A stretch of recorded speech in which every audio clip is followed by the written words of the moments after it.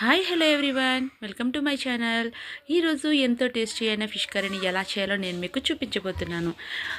రైస్లోకి, చపాతీలోకి, దోశలోకి దేనిలోనైనా చక్కగా ఈజీగా తినేయచ్చండి. అంత టేస్టీగా యమ్మీగా ఉంటుంది ఫిష్ కర్రీ. ఇప్పుడు ముందుగా నేను 1.5 kg రెడ్ సందువ తీసుకున్నానండి. ఇది 1.5 kg తీసుకున్నాను. ఫ్రెష్గా ఉంది కదా, చక్కగా నీట్గా కడిగి శుభ్రం చేసి ఒక పక్కన పెట్టుకున్నాను. కర్రీ ఎలా చేయాలి ఇప్పుడు చూద్దాం. మొదటిగా స్టవ్ ఆన్ చేసుకుని కడాయి పెట్టుకుని మనం 80 నుంచి 90 ml ఆయిల్ వేసుకుంటున్నానండి నేను.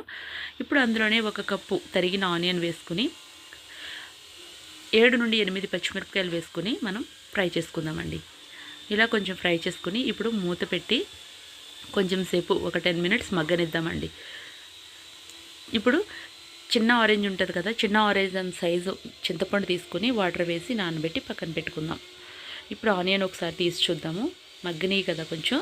చూడండి, ఇలా ఫ్రై అయిన తర్వాత ఆనియన్స్ అంతా కూడా ఇలా కొంచెం ఫ్రై చేసుకుని మనం ఇప్పుడు ఇందులోనే 1 టేబుల్ స్పూన్ పసుపు వేసుకుని ఫ్రై చేసుకుందాం.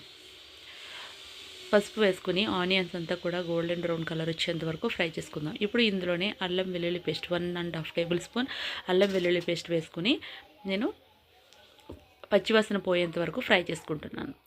ఇలా అంతా కూడా అడుగు అంటకుండా చక్కగా ఫ్రై చేసుకుని ఇప్పుడు ఇందులో ఒక 2 టమాటాలను పేస్ట్ పట్టి తీసుకుంటున్నానండి. ఈ పేస్ట్ వేయడం వల్ల గ్రేవీగా కూడా ఉంటుంది, టేస్ట్ అనేది ఫిష్ కర్రీకి చాలా టేస్టీగా బాగుంటుందండి. ఇప్పుడు ఇలా ఫ్రై చేసుకుని మనం ఆయిల్ పైకి వచ్చేంత వరకు చక్కగా ఆయిల్ వదిలేంత వరకు కూడా ఫ్రై చేసుకోవాలి. చూడండి, ఆయిల్ వదులుతుంది కదా. ఇప్పుడు మనం ఇందులోనే మనకు రుచికి సరిపడా ఉప్పు వేసుకుని అందులో నేను ఒక 6 టేబుల్ స్పూన్లు కారం వేసుకుంటున్నానండి. ఫిష్ 1.5 kg ఫిష్ ఉంది కాబట్టి ఒక 6 టేబుల్ స్పూన్లు కారం వేసుకుంటున్నాను. కారం తక్కువగా ఉన్న వాళ్ళు కొంచెం కారం ఎక్కువగానే వేసుకోవచ్చు, ఎందుకంటే ఫిష్లో కారం ఎక్కువ పడుతుంది కాబట్టి మనం ఎక్కువ క్వాంటిటీలోనే తీసుకోవాలండి. ఇలా కనుక మీరు చేసి పెట్టినట్లయితే ఇంట్లో అందరూ కూడా చక్కగా చాలా ఇష్టంగా తింటారండి. అంత టేస్టీగా ఉంటుందండి ఈ ఫిష్ కర్రీ. చూడండి, ఫిష్ అంతా కూడా మనం ఇందులో వేసి అంత కారం అంతా కూడా ఫిష్కి పట్టే విధంగా మనము మిక్స్ చేసుకుందాం. చూడండి, ఫిష్ పీసులన్నీ కూడా చక్కగా పెడుతూ ఉన్నాను. ఇలా పెట్టుకోండి మీరు కూడా. చేపల కూర చేసుకోవడానికి మనకి వీలుగా ఉండాలండి. కడాయి కూడా వీలుగా ఉన్నప్పుడే మనం చేపల కూర కూడా పర్ఫెక్ట్గా చేయగలుగుతాం. చూడండి, ఇలా అంతా కారం అంతా పట్టించి మూత పెట్టి 5 నిమిషాలు మగ్గనిద్దాం. చూడండి, 5 నిమిషాల తర్వాత చక్కగా మగ్గింది కదా కొంచెం.